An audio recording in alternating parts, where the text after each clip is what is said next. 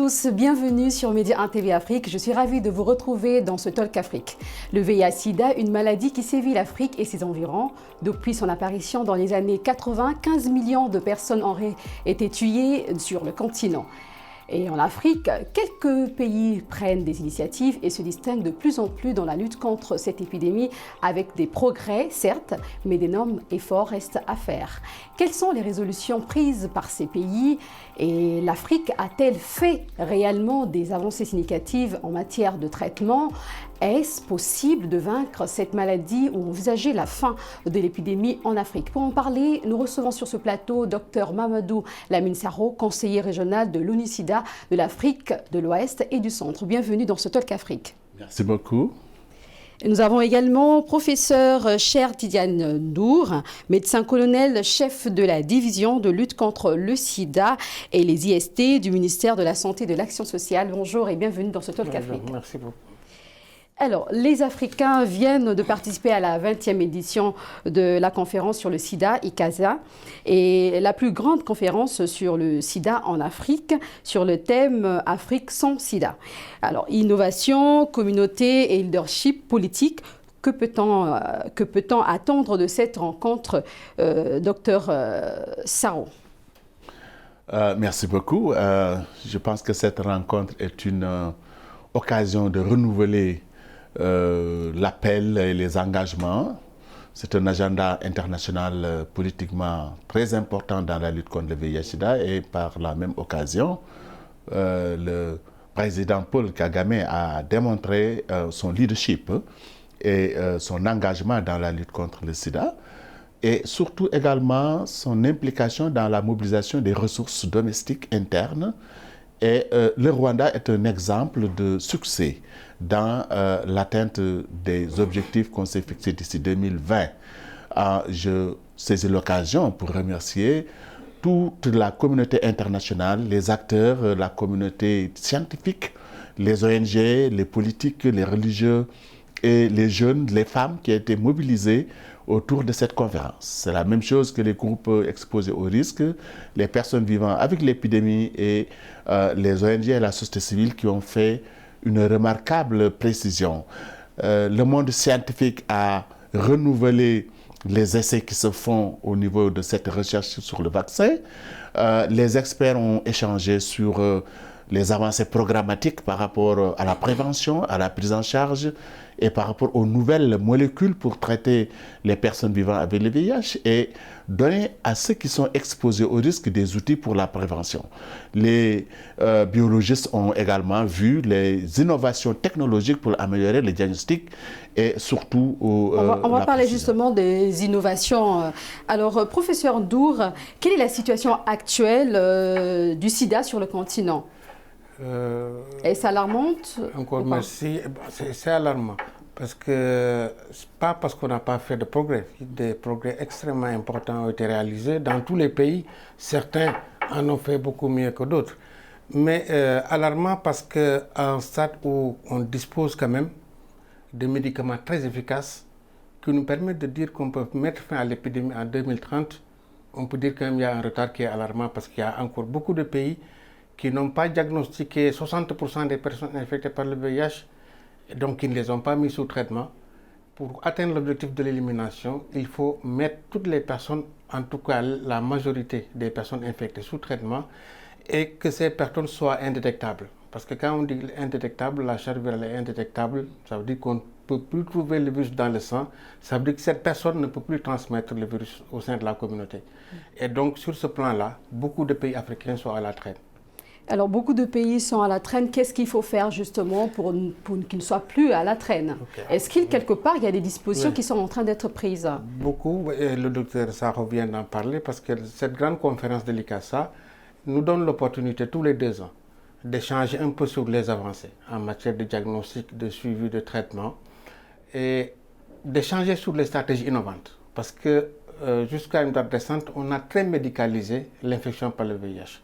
Et comme vous le savez, quelqu'un qui est infecté aujourd'hui, il commence à présenter des signes dans 7 à 10 ans. Donc il ne vient pas à l'hôpital. Dans nos pays, la personne qui vient à l'hôpital, c'est celle qui est malade.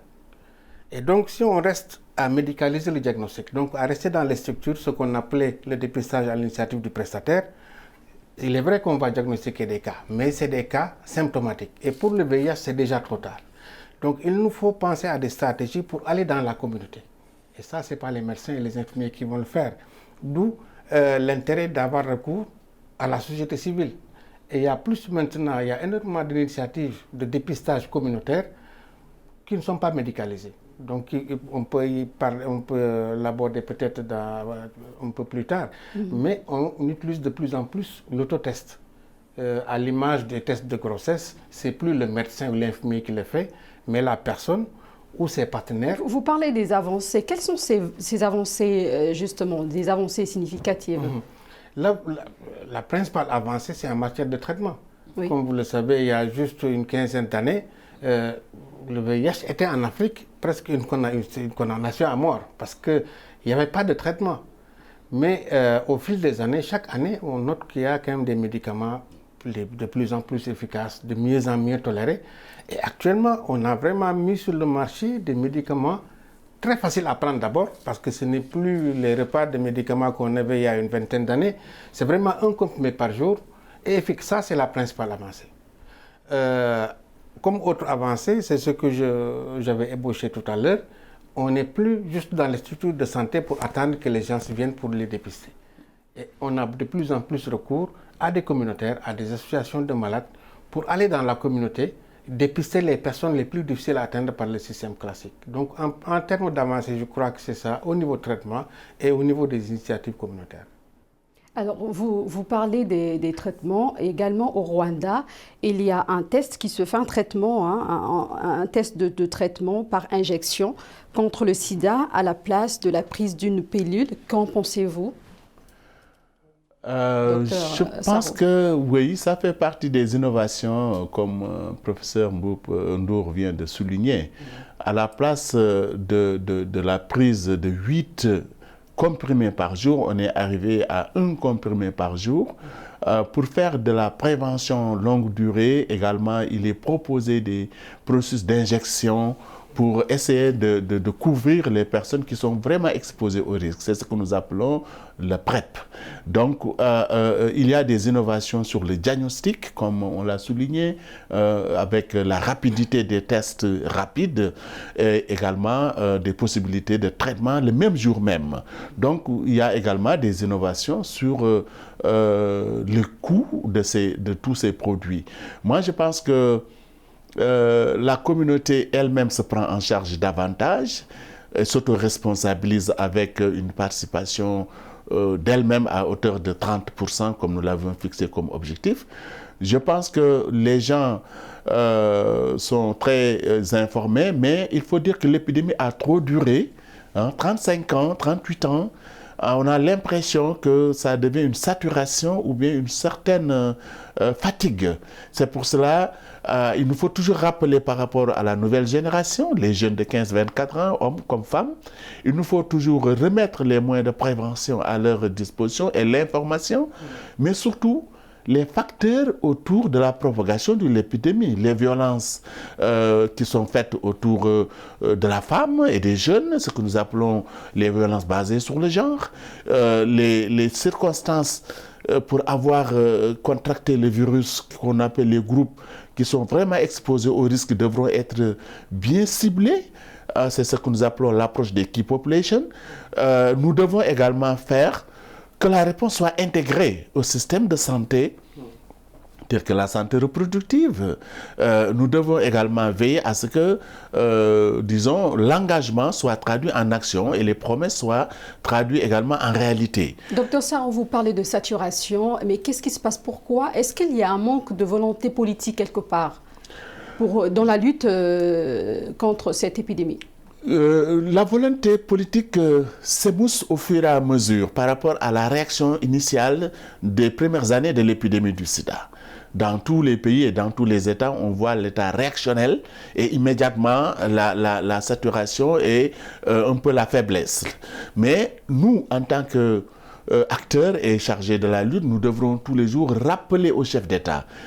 Je sais que l'engagement n'est pas proportionnelle à la vitesse de l'épidémie du sida ou bien aux besoins qui sont liés à cette épidémie. C'est ça que nous disons, qu'il y a certains États qui n'ont pas, par exemple, respecté les 15% des budgets alloués qu'on appelle l'engagement d'Abuja. Il y a également des États qui n'ont pas très bien alloué efficacement et de façon efficiente les ressources financières là où il faut, vers les communautés, là où il faut. Et il faut toujours rappeler aux dirigeants politiques ces engagements. Par contre, il y a également d'autres qui sont très bien engagés et leur contribution dans la mobilisation des ressources du Fonds mondial il y a quelques mois relève d'un engagement vraiment de beaucoup de chefs d'État qui ont contribué à mobiliser 14 milliards de dollars dans la lutte contre le sida, la tuberculose et le paludisme. Donc, pour nous, il faut seulement traduire les engagements en actions beaucoup plus concrètes. On sent que ça a trop duré, mais on est optimiste quand même parce que on est devant des objectifs à atteindre pour mettre fin à l'épidémie d'ici 2030. Vous parlez des États africains qui font des efforts, on peut parler du Sénégal aussi. Aujourd'hui, le taux de prévalence du sida a baissé de 0,7, on est passé à 0,5%. Qu'en pensez-vous justement par rapport à cette baisse? C'est toujours dans le même ordre d'idée par rapport à l'engagement politique. Au Sénégal, s'il n'y avait pas d'engagement politique, on n'en serait pas là. Rappelez quand même que c'est le premier pays à avoir mis en place une initiative gouvernementale d'accès aux antirétroviraux. Les ARV, les molécules étaient gratuites au Sénégal alors que ça ne l'était pas ailleurs. Donc pour dire qu'il y a un engagement politique qui est réel et concret sur le terrain.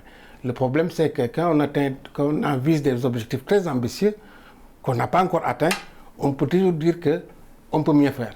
Je crois qu'on est en train de voir comment susciter surtout la mobilisation de financement domestique. Je crois que c'est surtout l'autre initiative innovante qu'il faut vraiment susciter dans la réflexion, aussi bien des communautaires que des politiques. Et pour en revenir, oui, allez-y. Pour en revenir à la prévalence, comme vous l'avez dit, on est à 0,5%. Et donc c'est une prévalence qui est basse, au-dessus de 1% depuis plus de 15 ans. Ça veut dire que vraiment une épidémie maîtrisée, mais qui est concentrée. Vraiment la prévalence est basse au niveau de la population générale, mais quand on donne la prévalence au niveau des groupes clés, comme il a dit, c'est vraiment extrêmement élevé au niveau des professionnels du sexe, au niveau des hommes qui ont des rapports sexuels avec d'autres hommes, mais aussi au niveau des utilisateurs de drogue par voie injectable. Et il y a beaucoup d'initiatives, surtout communautaires aussi, pour cibler ces populations. Parce que le problème avec ces populations, c'est que quand on les attend dans les structures de santé, on aura du mal. Comme vous le voyez, le contexte ne se prête pas. Et donc, il faut vraiment innover pour aller les trouver là où ils sont. Alors, nous parlons du taux de prévalence au Sénégal. Et vous êtes conseiller régional de l'ONU-SIDA de l'Afrique de l'Ouest et du Centre. Pouvez-vous nous donner quelques explications par rapport à ce taux de prévalence en Afrique de l'Ouest d'une manière générale et en Afrique centrale? Oui, si nous voyons l'évolution, l'intensité et l'ampleur de cette épidémie, en Afrique de l'Ouest et du Centre, on estime à 5 millions de personnes vivant avec le VIH comme étant un chiffre cumulé. Toutefois, le nombre chez les adultes tourne autour de 4 700 000, mais il faut reconnaître que les 2/3, malheureusement, sont des femmes. Il faut également reconnaître que l'épidémie a progressé avec un rythme extrêmement intense jusqu'aux années 2010. Et maintenant, au moment où nous parlons, il y a un déclin quand même par rapport aux nouvelles infections. Un déclin, ça veut dire qu'il y a une réduction de 13% des nouvelles infections par rapport au pic de 2010. Ça veut dire que la prévalence en Afrique de l'Ouest et du Centre est estimée à 1,5%, alors qu'elle est de 0,1% au niveau des pays arabes, comme le Maroc, l'Algérie, l'Égypte, le MENA. Donc, ce que nous sommes en train de confronter, le nombre de nouvelles infections, par exemple, en 2018 était estimé à 1,7 million personnes comme nouvelles infections. Et l'enjeu ou le défi, c'est de savoir d'où viennent ces nouvelles infections et comment les traquer pour réduire la progression. Toutefois, le nombre de personnes qui sont décédées de VIH-Sida est également en baisse par rapport au pic de 2010. Nous en sommes à environ 30% de baisse par rapport à l'année 2010 où il y avait beaucoup plus de personnes décédées de sida. Est-ce qu'il faut revoir certaines politiques pour y remédier? Parce qu'apparemment, l'Afrique centrale, l'Afrique de l'Ouest, c'est vrai qu'il y a quelques efforts pour certains pays africains, mais on voit qu'il y a quand même beaucoup d'efforts à faire. Oui, il y a beaucoup d'efforts à faire lorsque nous voyons les objectifs qu'on s'est fixés d'ici 2020. C'est dans un an, comme l'a souligné le professeur. On doit accélérer encore le dépistage pour que 90% des personnes vivant avec le VIH connaissent leur statut. On doit accélérer l'accès au traitement pour que 90% aient accès aux antirétroviraux. Là, nous en sommes à environ 53%. Il faut qu'on accélère 90% des personnes qui sont sous traitement, suppriment ce qu'on appelle la charge virale dans leur sang. Et là, c'est là où, effectivement, également, on a des pas de géant à faire. Cependant, l'Afrique de l'Est est vraiment en progrès par rapport à ces 3,90. Quelques pays également d'Afrique de l'Ouest et du Centre sont en difficulté d'atteindre ces objectifs en 2020. D'autres sont vraiment en avance, comme le professeur vient de le souligner. Ce que nous sommes en train de dire, c'est que nous devrons redoubler d'efforts pour que cette menace de santé publique soit totalement atténuée en 2030. On n'a pas encore le vaccin du sida, mais on a des médicaments efficaces. La transmission de la mère à l'enfant, on peut absolument la stopper. Et on a là des pays qui ont des exemples très clairs d'éliminer la transmission mère-enfant. Alors, justement, parmi les quelques 40 000 personnes vivant avec le VIH, figurent environ 36 000 adultes, dont 4 800 enfants âgés de 0 à 14 ans. D'après la plateforme de données et statistiques de l'Observatoire africain de la santé, quelles sont les dispositions prises par les États africains pour éviter davantage la contamination du VIH-Sida aux enfants? Professeur Ndou. Oui, c'est à peu près la même stratégie dans tous les pays. Parce qu'on sait que la meilleure façon de stopper la transmission du VIH de la mère à l'enfant, c'est que la femme enceinte séropositive arrive à l'accouchement avec une charge virale indétectable. Et donc, dépister systématiquement toutes les femmes enceintes, c'est en vigueur dans tous les pays. Et toutes les femmes enceintes séropositives doivent être mises systématiquement sous traitement antirétroviral pour espérer que la charge virale soit indétectable à l'accouchement. À l'accouchement aussi, il y a une prise en charge pour l'enfant, parce que le diagnostic définitif du VIH chez l'enfant prend quand même du temps. Et donc, si le diagnostic définitif se fait à l'âge de 18 mois. Vous voyez que dans le système de santé classique, c'est difficile de suivre ces enfants-là. Et c'est d'où les difficultés dans tous nos pays. Les enfants sont la catégorie oubliée dans la prise en charge. Il n'y en a que 4 800 au Sénégal, comme vous l'avez dit. Mais si je vous dis que c'est seulement le tiers des enfants infectés qui est réellement dépisté, vous voyez un peu le gap à combler. Alors que chez les adultes, on est à 72%. Oui. Vous voyez. Et donc, il y a beaucoup d'initiatives aussi communautaires, parce que pour suivre un enfant sur 18 mois, c'est vraiment pas, il ne faut pas médicaliser cette approche. Donc, on a recours à des stratégies de tutorat, de mentorat avec les sages-femmes. Donc, l'initiative, c'est que chaque sage-femme prenne en charge une femme enceinte séropositive et la suive jusqu'à l'accouchement et jusqu'au diagnostic définitif de l'enfant. Donc, c'est pour dire que la catégorie à problème dans la prise en charge, c'est la catégorie des enfants. La catégorie des enfants. Et docteur Sarro, l'ONU envisage d'ici 2020 une génération sans sida. Pensez-vous que toutes les dispositions sont prises pour atteindre ces objectifs?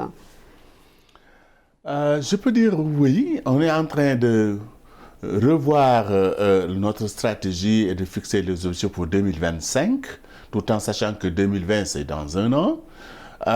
Nous sommes en train également de rappeler quand même par rapport aux cibles que 4 personnes sur 5 connaissent leur statut au plan mondial si nous examinons ce qui s'était fixé. Et que 80% des personnes ont déjà accès à ces antirétroviraux et qu'une personne sur 2 a supprimé sa charge virale au plan mondial. Mais comme il y a des disparités dans les pays, nous sommes en train de dire que nous devons renouer avec la déclaration de l'accès universel, une intégration réussie, mais surtout rappeler à nos partenaires que c'est une solidarité internationale qu'il faut faire dans le sida. c'est une affaire d'une communauté internationale. Et nous sommes sûrs que si nous conjuguons les efforts des gouvernements africains où l'épidémie est beaucoup plus prononcée, en partenariat avec les partenaires comme le Fonds mondial et PEPFAR, qui contribuent quand même à aider beaucoup de pays, nous sommes sûrs que nous serons sur la bonne voie. Mais d'ici 2030, la notion de risque par rapport à la mort en série ou la vision de santé publique du VIH, cette menace pourra être supprimée d'ici 2030. C'est ça notre volonté. Et à l'ONU SIDA, au niveau des partenaires multilatéraux et bilatéraux, oui. Au niveau également de la communauté des ONG, on s'est engagé. Et donc, nous nous sommes dit, il faut continuer à bousculer le secteur privé, par exemple. Bousculer tous les secteurs pour que le financement domestique soit encore accru. Et l'Afrique de l'Est a vraiment démontré un engagement très significatif dans la mobilisation des ressources internes des pays. Une génération sans sida, est-ce que les communautés sont associées à ce combat?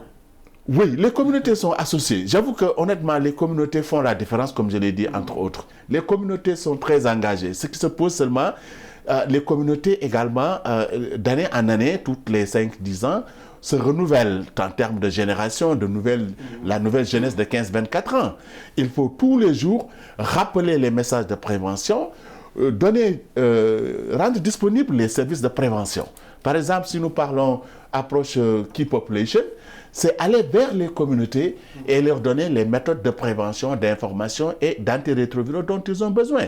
Nous sommes sûrs que à l'état actuel, il n'y a pas de vaccin, mais les moyens sont réunis, les conditions plutôt sont réunies pour faire face à cette épidémie. Je pense qu'il y a également l'intégration, comme je l'ai dit. On a besoin d'intégrer davantage la santé reproductive, le planning familial, tout ça par rapport au paquet de VIH.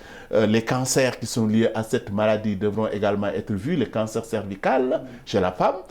Donc toutes les conditions du système de santé efficace devront être mises sur la table pour que le système de santé réponde efficacement. Et comment les pays s'organisent pour financer le traitement du sida en Afrique?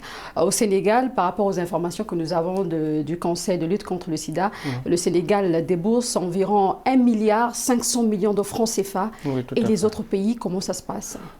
C'est à peu près les mêmes stratégies.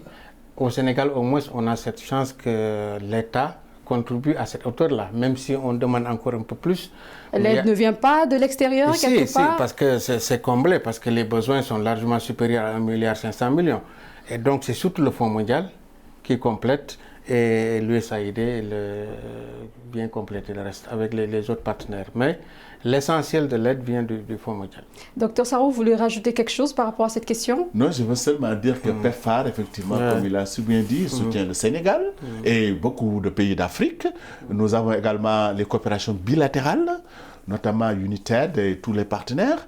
Nous avons également, dans le cadre de la promotion des droits de l'homme et la protection des droits et la violation de tous ces droits, beaucoup d'acteurs et d'ambassadeurs qui travaillent sous silence au Sénégal et dans tous les autres pays. Donc pour nous et pour les activistes de VIH-Sida, c'est dire que les efforts se continuent et devront encore être amplifiés et multipliés pour faire face à ça, mais on est optimiste quand même, malgré ce défi énorme.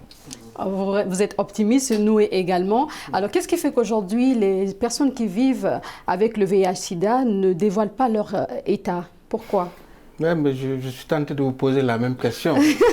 C'est juste le stigma, c'est la stigmatisation sociale. On a tellement été traumatisé par cette maladie qui d'abord, initialement, était stigmatisée maladie des déviants, parce qu'il fallait appartenir à une certaine catégorie sexuelle ou avoir des pratiques sexuelles assez particulières. En fait, c'est ça la réalité.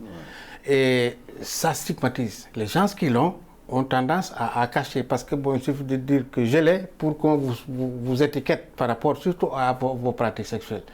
Et c'est cette mentalité qui doit disparaître. Et c'est à vous de nous aider. Moi, j'interpelle souvent les hommes et les femmes de médias de donner la bonne information sur le VIH, qui peut quand même atteindre tout le monde, hein.